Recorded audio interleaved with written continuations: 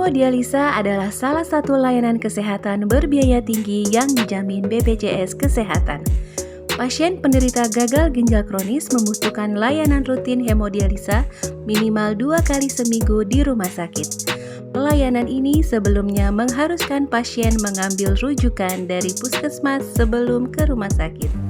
Ibu, silahkan berobat lanjut ke rumah sakit karena Ibu membutuhkan pelayanan spesialistik. Silahkan Ibu. Ibu, untuk selanjutnya perpanjangan rujukan dapat dilakukan di rumah sakit. BPJS Kesehatan telah memberikan kemudahan layanan untuk pasien hemodialisa, hemofilia, dan talasemia mayor. Selanjutnya Ibu tidak perlu kembali ke puskesmas untuk mendapatkan perpanjangan rujukan. Namun Ibu cukup ke bagian pendaftaran rumah sakit untuk perpanjangan selanjutnya.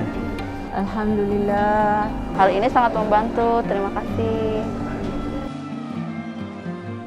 Melalui inovasi layanan BPJS Kesehatan, kini pasien hemodialisa tidak perlu lagi datang ke FKTP untuk mendapatkan rujukan ke rumah sakit.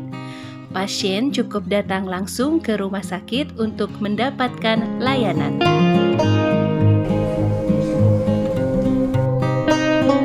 Selama ini pelayanannya sudah oke ya, malah bagus lagi. Terutama untuk perpanjangan rujukannya sangat membantu, jadi kita tidak perlu bolak-balik lagi.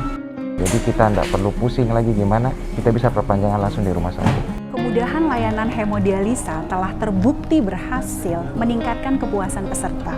Oleh karena itu, BPJS Kesehatan mengembangkan kepada pelayanan lainnya yaitu hemofilia dan talasemia mayor.